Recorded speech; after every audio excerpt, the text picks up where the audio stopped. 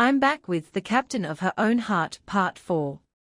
The days following the grand opening passed for Olivia like a sweet, fast-paced dream. Her new luxury boutique, built through Isla's brilliance and generosity, had become the ultimate hub for aristocratic women, prominent merchants, and fashion enthusiasts.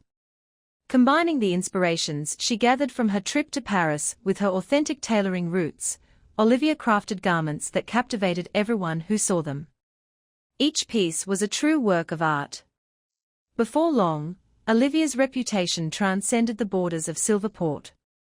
Wealthy women traveled from distant cities just to be measured by Olivia. Every morning when Olivia stepped into the boutique, taking in the marble decor, crystal chandeliers, and golden racks, she admired Isla in her heart.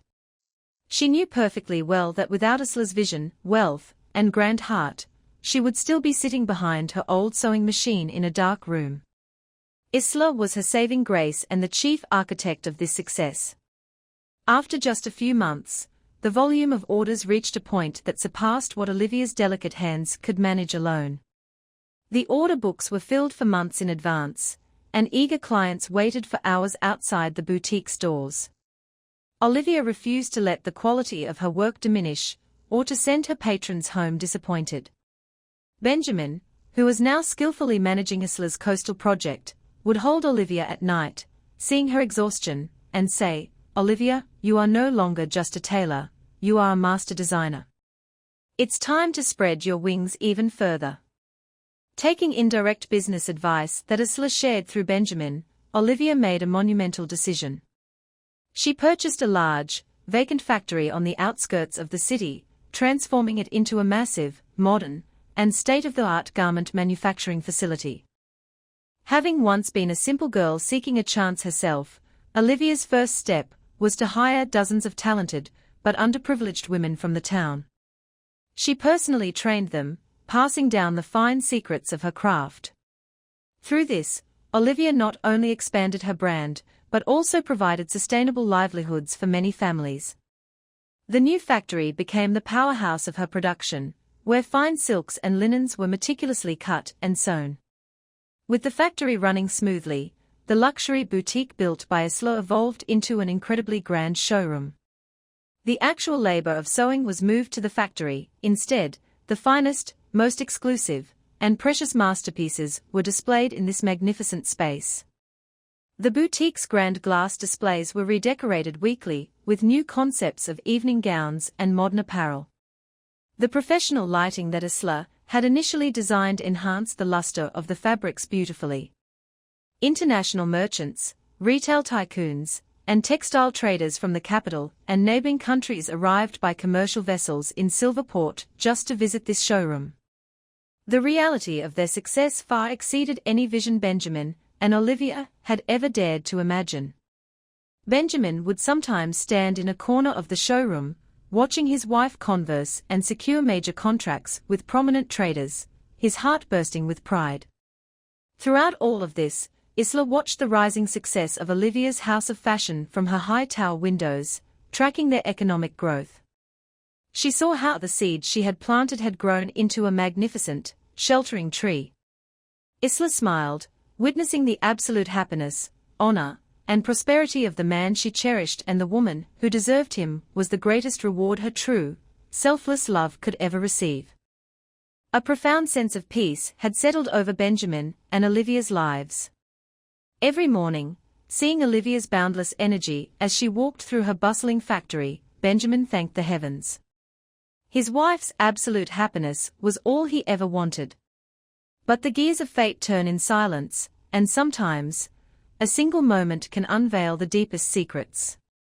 One overcast afternoon, Benjamin was at the docks, inspecting new cargo shipments for the coastal project. A few major financial contracts required immediate review and the personal signature of the CEO. Slipping the folders under his arm, Benjamin made his way to the glass tower of Vance Maritime. When he arrived at the executive suite, Isla's secretary greeted him warmly. "Hello, Mr. Brooks. Ms. Vance is currently in an urgent board meeting, but she should be out in a few minutes. Please, wait inside her office." Benjamin thanked her and stepped into Isla's grand office. The subtle scent of sandalwood and rich coffee filled the air. He walked toward the massive mahogany desk to place the files down. Right next to a golden pen holder, a deep navy blue leather journal caught his attention. It was left open, and a gentle breeze from the half-open window fluttered the pages, settling on a specific entry. Benjamin was never one to pry into someone else's life, but his eyes accidentally caught his own name written in elegant cursive, Benjamin. An intense curiosity sparked within him. His heart began to beat rapidly. He took a few steps closer, and his eyes locked onto the final lines of the page. Written in a hand that seemed to tremble with profound emotion, it read, "Even if I am to only witness his happiness from afar, I will wait in my heart forever. Perhaps in another world, or under a different alignment of stars, a day will come when Benjamin accepts me as his princess, knowing that this entire empire is nothing but a cage to me without him." Benjamin felt the ground slip out from beneath his feet. His entire body froze, his breath caught in his throat. Suddenly, all the missing pieces of the past few months clicked perfectly into place. Isla's polite yet distant composure during his interview, his immediate employment, the sudden honeymoon tickets to Paris, and the transformation of Olivia's worn shop into an ultra-luxury fashion house. None of it was merely corporate charity. It was the manifestation of a pure, silent, and entirely selfless love from a woman whose wealth was known to all, but whose heart wept in solitude. Completely overwhelmed, Benjamin sank into the chair across the desk, staring blankly ahead, as the weight of this discovery shook his soul. He was still recovering from the shock when the familiar click of Isla's heels echoed down the hallway. The doorknob turned, and Isla entered holding a tablet and a stack of papers, carrying her usual aura of commanding grace. But seeing Benjamin sitting there, looking pale and completely startled, she paused. Isla looked at her desk, then at him, asking with a puzzled tone, "Benjamin, how did you get in here? Is something wrong?"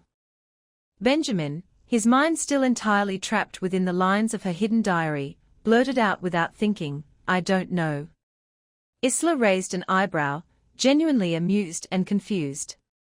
"You don't know how you got into my office?" Hearing her voice broke the trance. Benjamin quickly gathered his composure, averting his eyes as Isla smoothly closed the journal and placed it inside her drawer. Standing up, his hands trembling slightly, he held out the folders. "I apologize, my mind was elsewhere.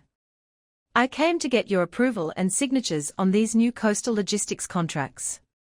The secretary told me to wait inside." Though Isla noticed his odd demeanor, she chose not to press. She sat behind her desk, carefully reviewing and signing the documents. The scratch of her pen on the parchment was the only sound bridging the heavy silence of the room. Benjamin looked at her, a woman so powerful, yet carrying such a quiet sorrow, all while acting as the chief architect of his and Olivia's prosperity. Isla handed the signed folders back to Benjamin, her expression softening into a warm smile. "Here you go, everything is approved. Exceptional work as always." As Benjamin reached out to take the files, eager to leave before his emotions overcame him, Isla added, "Don't rush off, Benjamin. Have something to drink before you head out. You look exhausted. Tea or coffee?"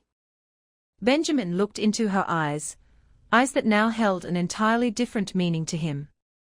He had tasted the depth of her sacrifice, and he knew that staying would only place an unspoken weight on her feelings. He was fiercely loyal to Olivia, but from this moment on, he held a reverence for Isla that transcended a simple professional bond. Adjusting his cap and holding the files securely, Benjamin replied with utmost respect and firmness, "Thank you very much, Ms. Vance, but no, I must go.